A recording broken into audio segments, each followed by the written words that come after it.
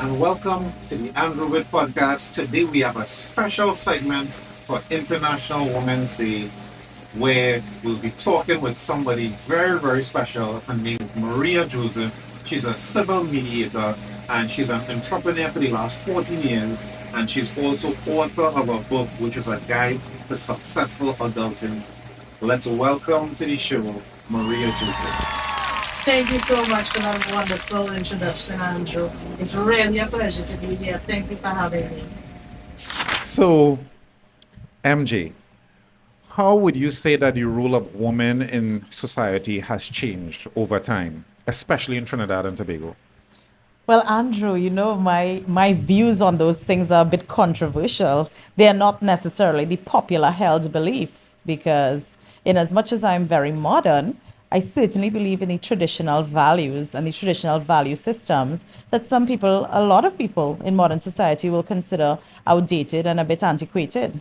Okay. So I feel like that is a little live wire kind of question. All But right. I will, I will do my best in terms of, I think certainly when we look at discipline Yeah. from both primary and secondary school level, and even in terms of how children and younger people interact with adults, Yeah. it's clear that something is missing from times past.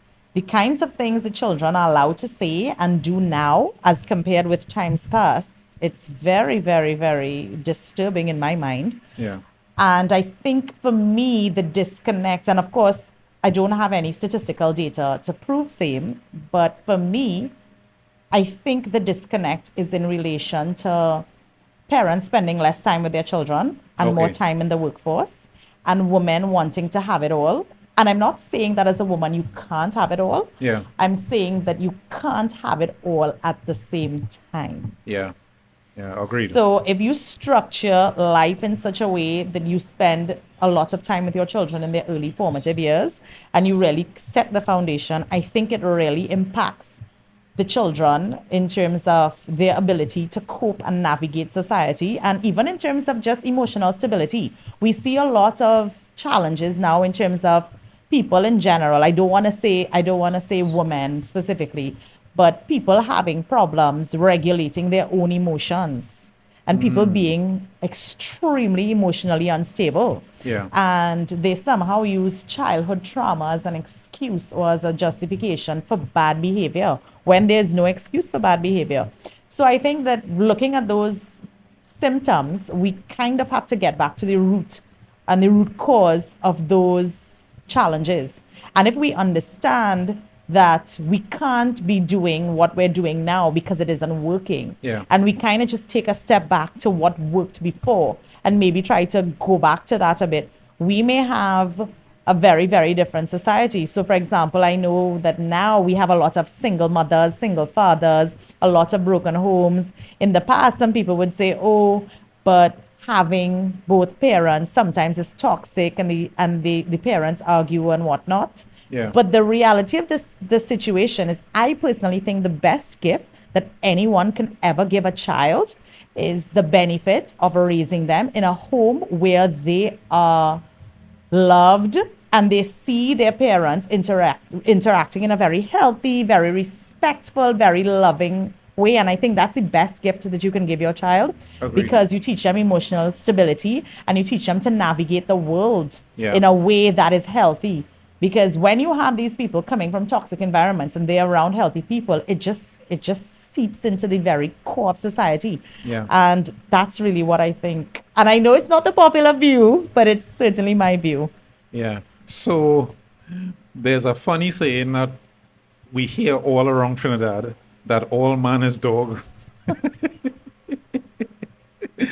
And I don't mean to go here, but what I see is people jump onto, how to say, they jump onto the bandwagon because they seek so much validation on that level. So somebody might say, well, that's not how he's supposed to treat you, or that's not how he's supposed to spend his money, and all these voices that come from the outside. And I know that this is a broad spectrum of a topic that we're talking about, but generally, right?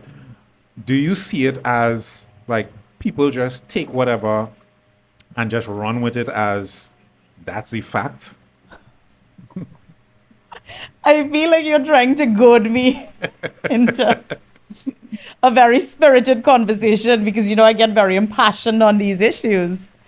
So there's so many things I want to say. I think that this may perhaps be your most controversial podcast yet. So a couple things on that issue. Women often, I have often heard it said that men are dogs and all man is beast, and the whole lifetime kind of, men will just screw you over, use you up and leave you. And I often wonder personally where these women go to find these men. Because that has not been my personal life experience. Yeah. Firstly, and I think the extent to which women say those things, it's like manifestation. Yeah. You will only find the dogs because that's what you believe, that's what you're focused on, that's what you manifest, that's what you keep saying over and over, and you're speaking that into the universe. Yeah. And when you say that, and that's your mindset, and we have the extent to which you have a situation where when you believe something, I'm sorry to use the expression, but the fact is evidence will never convince a fool. So if you genuinely believe that all men are like that, that's all you will ever see. Yeah. So you can meet somebody and they would be honest and kind to you and let you know where they're going, and they may be respectful. And the reality is that you would always think in the back of their mind, this person is lying, this person is cheating. And then you self-sabotage in the relationship, and then you create your own problems.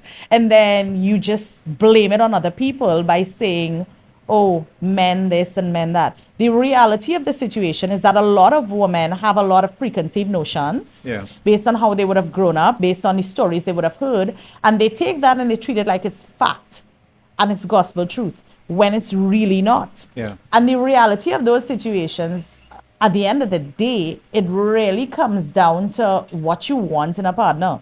A lot of women have a lot of trauma and they put that baggage onto the person. So what I have noticed happens with a lot of women is that they have the ideal man, or the vision or the picture of the ideal man in their mind. And what happens is that they really take that and run with it. And they meet any man and they try to fit him into this box, not appreciating that you're trying to change an entire human being. Yeah. And trying to fit them into a particular box. So women tend to like the bad boys, but they don't like the cheating and the lying. But when you choose a bad boy, that's what you sign up for. Yeah. So I think that at the end of the day, the root cause as well would be trauma, in terms of women dealing with their trauma, dealing with their issues, dealing with the challenges that they're having in terms of in doing the inner work. It's hard, it's challenging, but it is worth it. And then when they're healed, then you can see things differently. So like very often, a lot of women say, I want a good man. And so you may have a nice friend and somebody that you know is great and stable. You may introduce you to two of them. And then they may start saying, oh, he's so boring.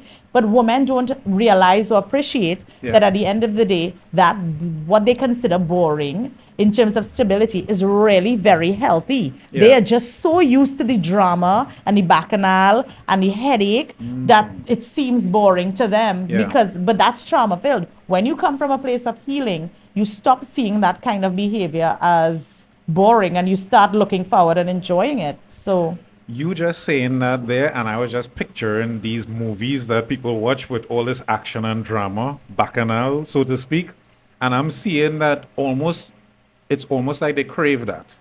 It's almost like they crave the drama in their life.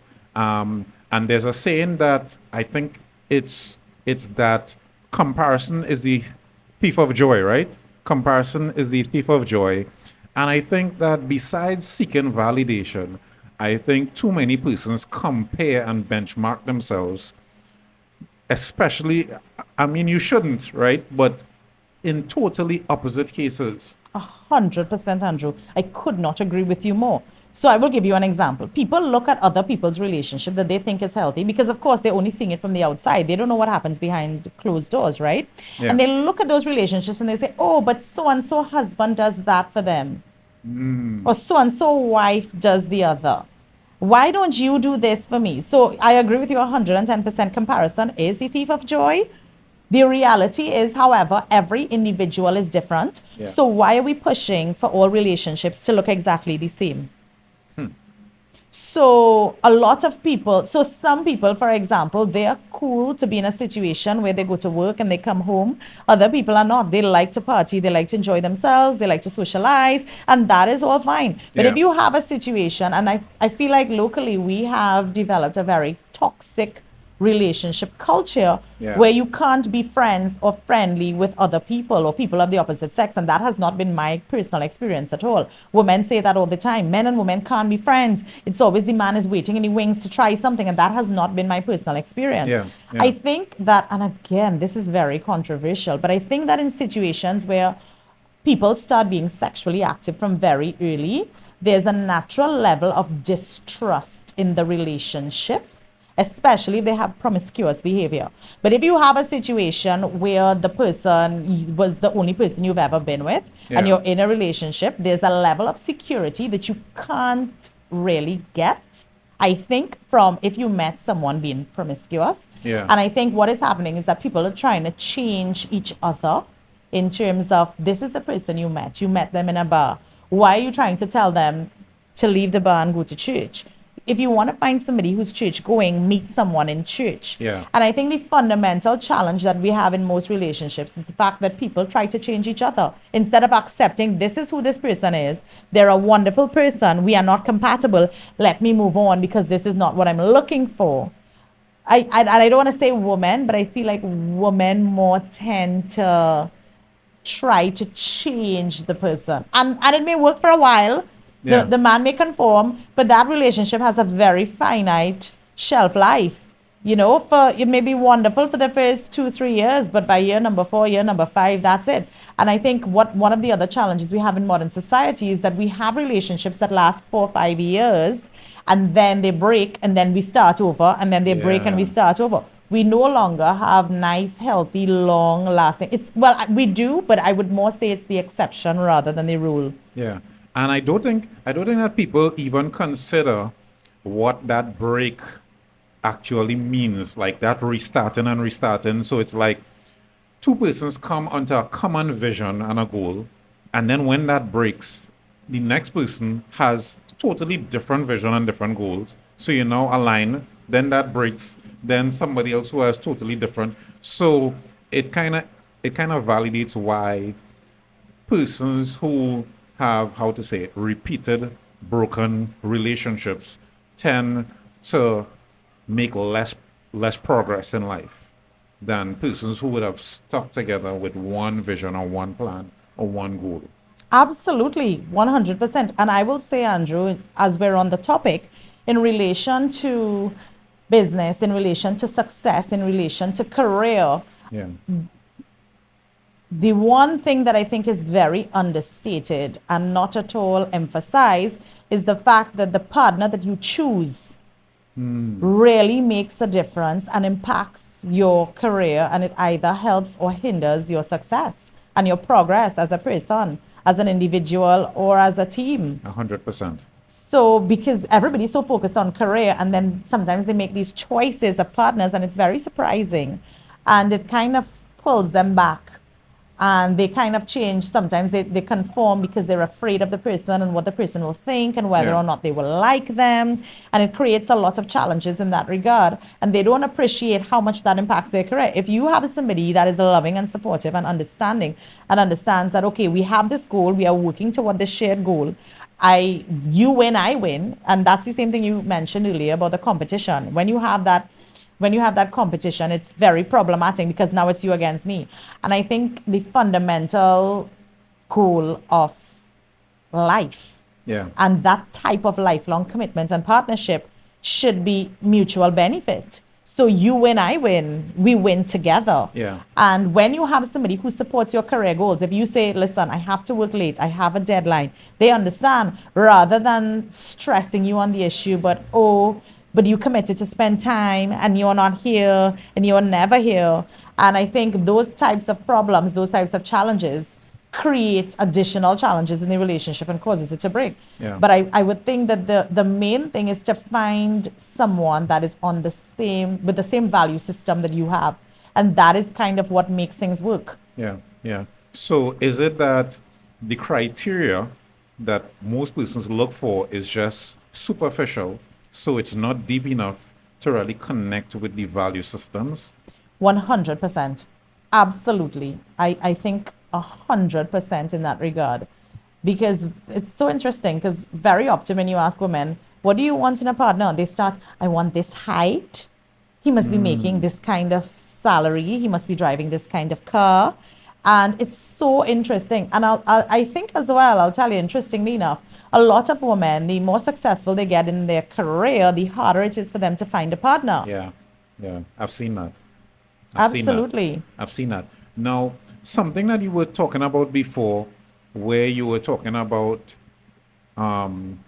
women wanting to change men, right?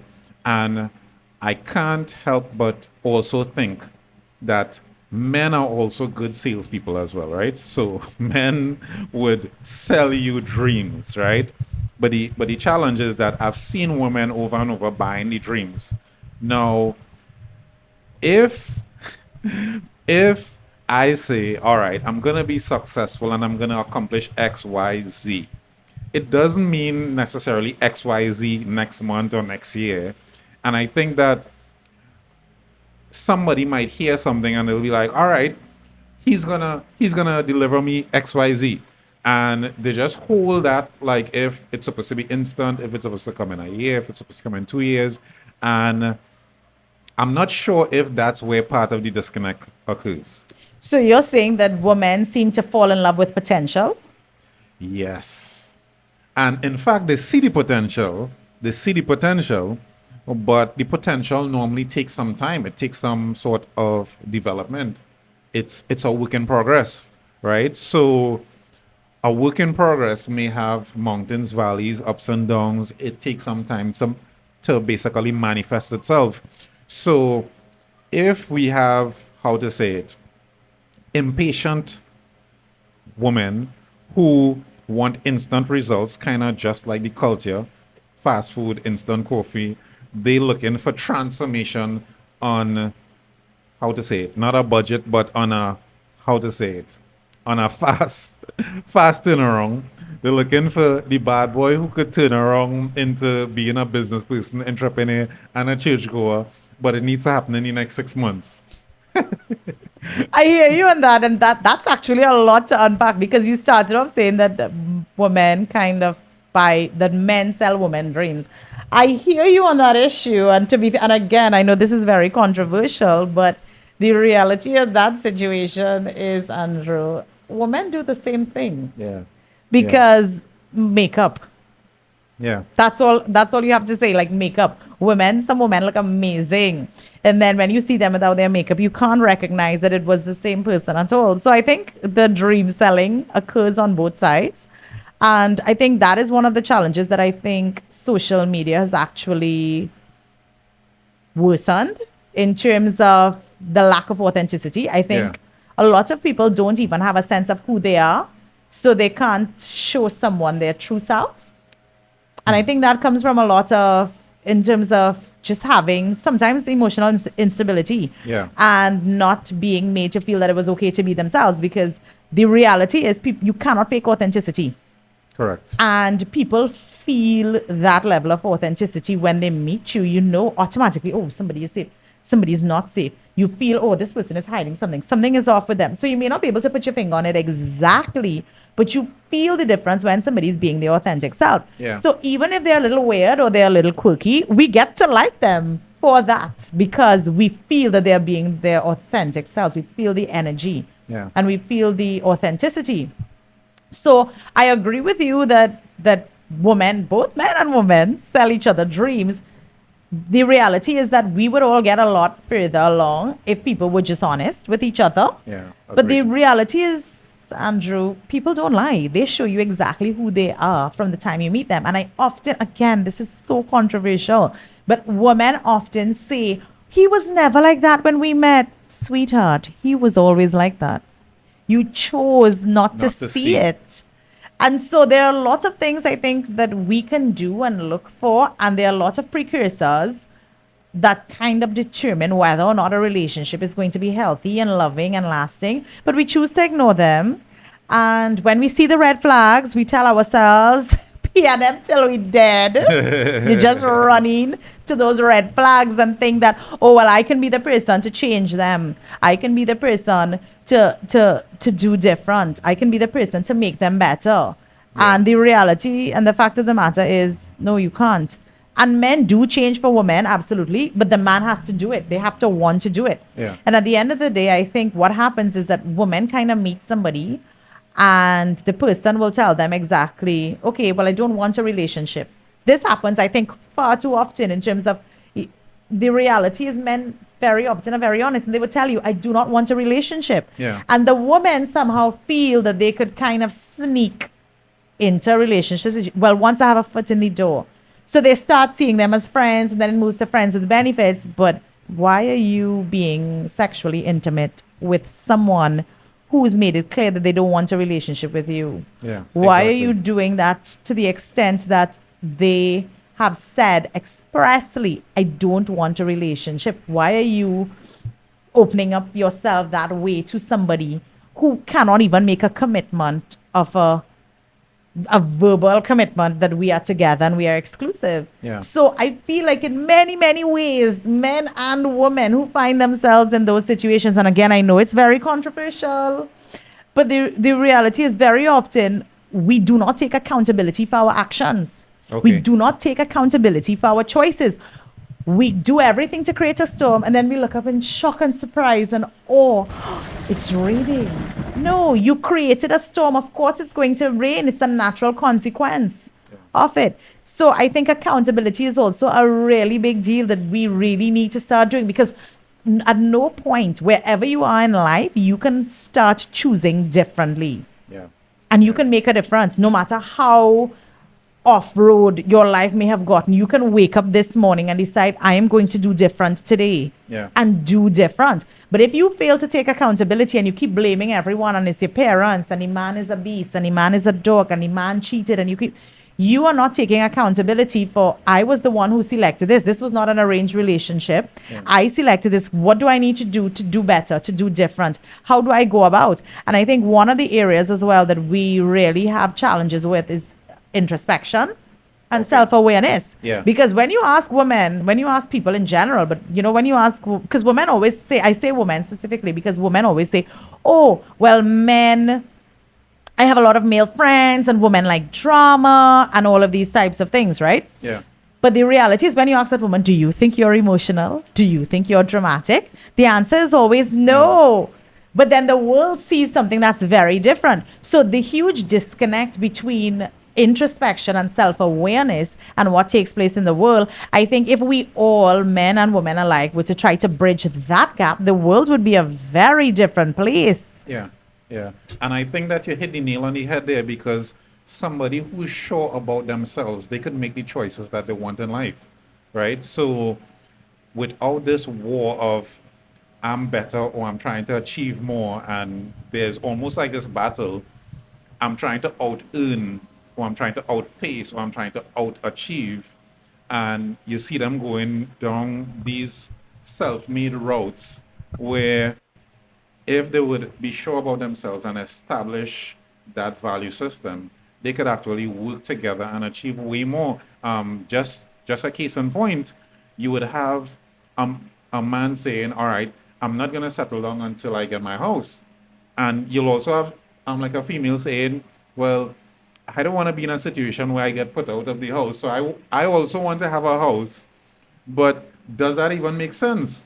So when you both have a house, right, which is ridiculous in terms of mortgage prices now, that is the point where it is that you want to connect. So who now has like an ego, or who must bow to who in that relationship to say, well, I'm the person or I'm the leader based on whatever type of assets. So there's almost like a natural button of heads, because we both want the same things and it's not really in a safe space.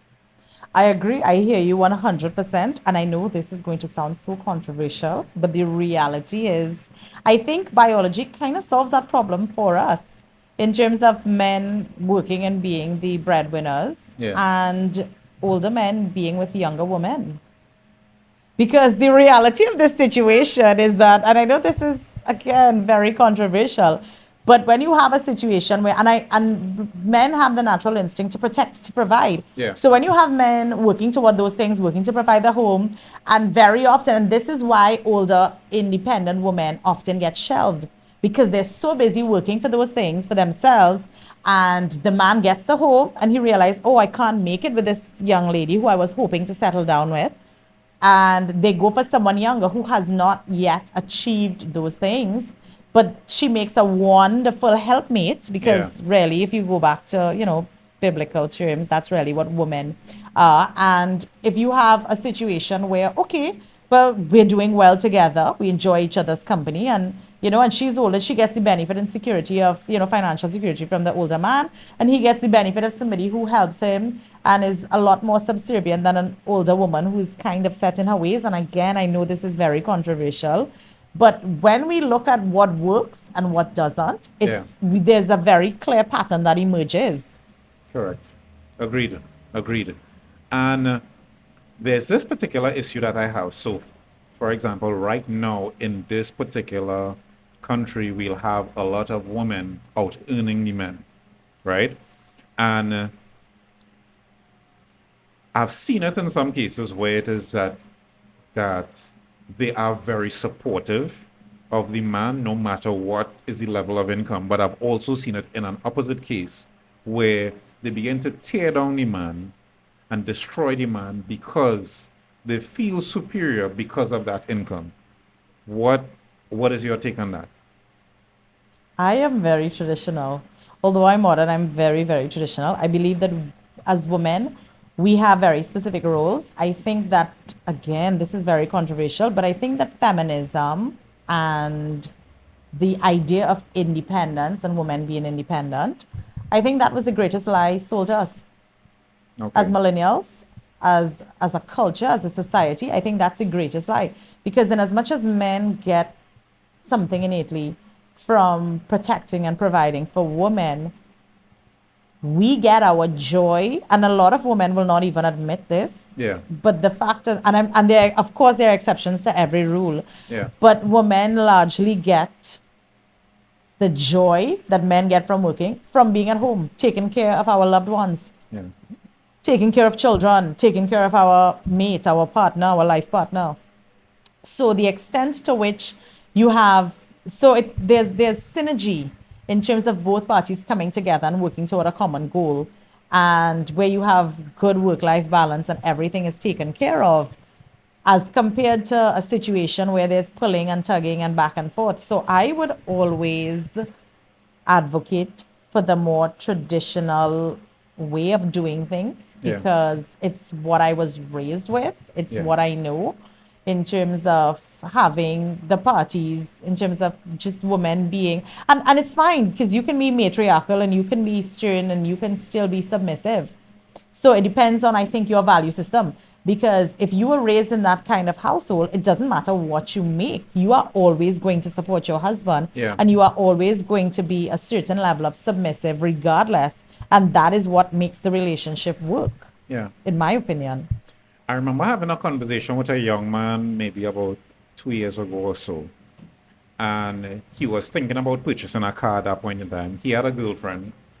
And I was just cautioning him, right? Because he's been working for some time. And I was like, hey, you want to make sure that you're looking at how you budget your funds, what you have saved.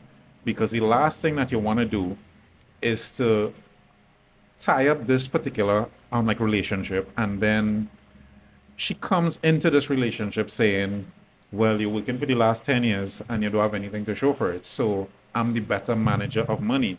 And I think that men and a woman need to show both their strengths and really come up with that value system together so that it could be a cohesive unit.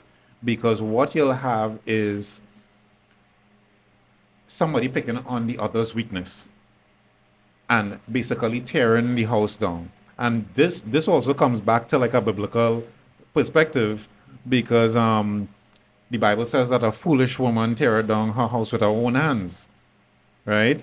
So imagine that you have the opportunity to build up, and even if it is that the man may not be so competent and capable with so on, there's a way that might seem right to build him up or to work with him on that level and not necessarily compete and make him feel insignificant and small. So I think that there's a lot of, how to say it, a lot of throwing shade, a lot of feelings that are tossed out of the window and back and forth. Because I know even with me coming from a finance background and being in the bank, one of the things that I pride myself on is I went into my relationship saying, I am already a diligent person with money. I don't want to have that battle, that war with saying, all right, this is how the money would be spent. So I had a certain level of discipline where it was shown that I came to this particular relationship with savings, with discipline, with resources, with a business, with that mindset of growth and diligence and so on, so that it would have never been a war. Well, here what? You should put a pin in that, and we should do it this way, and we should do it that way. So it was easier for me to have that strong perspective. But I don't think that everybody would have that, right? But as a woman or even as a man, you want to be in a position where it is that you could support, even if it is that somebody could do something better than you still want to be able to support. Absolutely. But the other thing as well is that in terms of like, I think when people get into relationships and marriage, they always think, oh, well, he's cute, he has a great job, and and I love him and he loves me and everything is going to be wonderful. And very often we don't plan for the unseen and the unexpected. You can marry somebody today, they lose their job, and as a woman, I know certainly that was the value that was raised in my household. As a woman, you have to have the ability to earn to take care of your family, because you never know what can happen. Yeah. Somebody can get in an accident and be blind. And I think one of the reasons as well is that in terms of making decisions as to whether or not to marry someone, one of the things I think that people don't consider that they absolutely should would be, do I love this person enough to stay with them if they're a paraplegic? Do I love this person enough to stay with them if they can't have children? Do I love this person enough to stay with them? And then you put a lot of different X and Y scenarios into the mix and see how you feel about it. Yeah. And if the answer is yes, then I think that makes sense and it's great. And in that circumstance, it's a lot easier to do the things you said in terms of like supporting the person. But if you're only focused on like, well, he's good looking and, he's cute and he has a great job, what happens when he loses his job? The relationship will simply disintegrate. Yeah. So I think those are the types of considerations as well that we need to have when selecting life partners. Yeah. Yeah. Agreed.